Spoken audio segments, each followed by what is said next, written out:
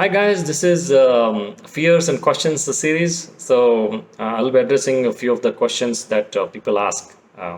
They call me or whenever they attend my trainings. So this will be like a FAQ series. I'll be addressing each time around 5 questions in the videos, and let's see, based on the responses, I may do more videos. Hope that's going to be very helpful for the beginners and even for the people who are struggling with hydroponics or who are trying to come to hydroponics and still doubtful, should we do this or do that kind of situation. And this is based on my experience so far, and let's see how it works. For the people who are attending for the first time, so hydroponics is a technique where we use mineral rich water um, that is given to the roots through different ways. Like there are lots of systems that we use in hydroponics. There's NFT, there's a coco peat, there is a grow bag, there is a Dutch bucket. There are lots of ways to do it, and we give the nutrient rich water through such systems, and we grow the plants. It could be anything. So that's a short story about hydroponics. So coming back to the questions, the one of the top questions that people ask is it profitable? So whenever I guess most of the people ask this because everybody is concerned about whether they'll earn money in this or not. So just to ensure that how it works is that, like, this is just like any other business, right? So it is how you make it profitable. So there's nothing, no magic about hydroponics.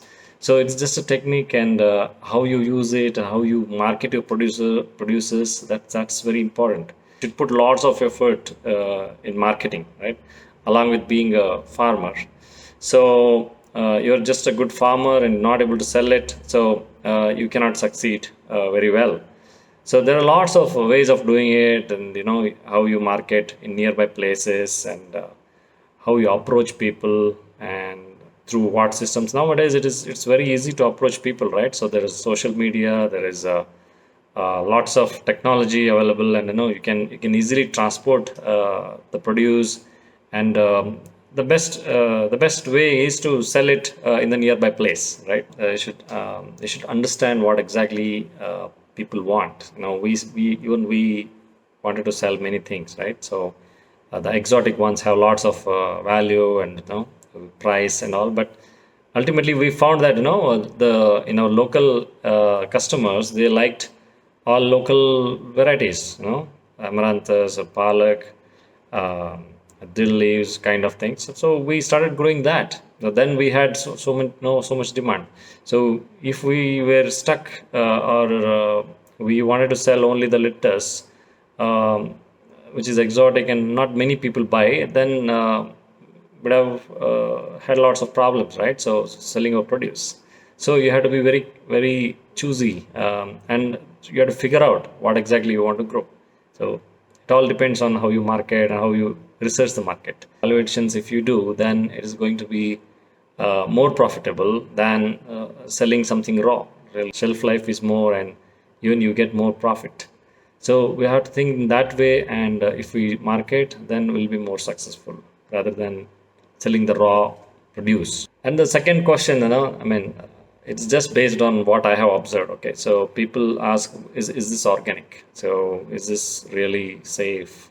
All those things. So definitely you cannot certify this as organic because we don't use soil at all, right? So we use some other medium, and we grow it in a controlled environment. But however, we don't use any chemical pesticides, right? We use only turmeric powder. We use chili paste. We use garlic. We use buttermilk. There are lots of organic ways of doing it. So that's how we are organic. So our produce is very fresh, and shelf life is more. It's very tasty. What else you need, right? So certainly it is very, very safe, and even very nutritious, because we give a very proportionate level of nutrients to it. So no worries at all. Another questions, not many people ask, but some people do. That is, can we grow underground vegetables? Like, it could be ginger, turmeric, peanuts, why not? Definitely we can grow many things, which can grow underground. I have grown those things myself. You have to just think out of the pipe, right? So you can use different mediums to grow different things. Like there's cocopeat, there's perlite, vermiculite. There are lots of things which will help you to grow anything you want. All right, the next very beautiful question is, how fast we can learn, because we do trainings, right? So we do online trainings, we do offline trainings a lot, every week we do trainings. So uh, people doubt, they say, can we learn it in one day? Can we learn it in 2.5 hours? Definitely not. You cannot learn it in 2 hours, right? So one day, 1 year, 2 years, it is lifelong learning. So you can just try to understand the nature. That's it. That's what I am also doing. So even I am learning. So it's not possible. So you have to put lots of effort. You have to be very, very, very good observer. Okay, you cannot just uh, take it for granted, right? So you have to keep observing, scouting. You have to be always on top of the things, right? You cannot just do this blindly, right? That's very important.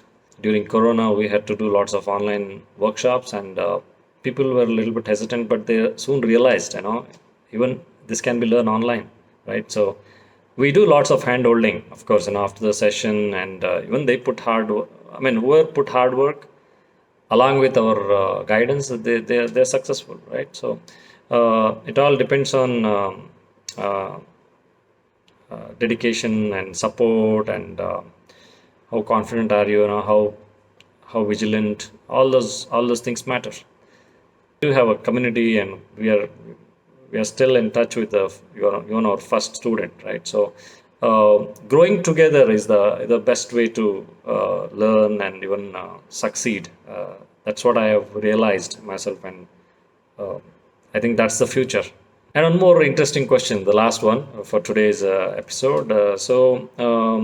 There's a huge investment required, right? What we should do, right? Simple answer, right? So don't do it. Don't put so much of money, right? So this can be done in different simple ways and complicated ways, or lots of expensive ways. So why you want to do in a very expensive mode, right? So you can start the best way, or best thing that I have learned myself is to start small. So that's what I tell my students also, to start small and gain some confidence and then scale up, right? So it's the same thing can be done in different ways, right? So in 1 acre, you can do differently, right? So you can use different systems, and you can approach in a different way. So there are lots of factors that involve, and don't just invest money, just think about it. Are you really going to gain something out of it? Do you know really, can you really sell it? Because many people I have seen who have built their farm, and by investing some money, and then afterwards they struggle to sell the things, right? Someone says, I'll buy back, and they just do it because they just depend on the company, right? So please don't depend on anybody. Okay, just ensure that you know where to sell, you know how to sell, and then do it. Otherwise you'll end up approaching many people, right? Okay, can you take this, can you take this, and you'll be wasting your energy and time, and finally you'll say that hydroponics is not good. So there is nothing wrong with hydroponics. It's your mistake, right? It's our mistake. What we do, whenever there's problem, okay, anywhere, pest attack, or you're not able to sell, or you're not able to do this, do that. It's all our problem, not the hydroponics problem, right? So it is just a technique. Again, I just want to close this session with the same sentence, that this is just a technique. So a very beautiful technique, and very simple technique. There's no rocket science around it, but you should know how to use it. That's it. So thank you so much, and if you like this video, let me know, and also subscribe to my channel, and let me know if you want to hear something else from me, and I might try to cover it in the future videos. I hope this is going to be very helpful. Thank you so much. Bye bye.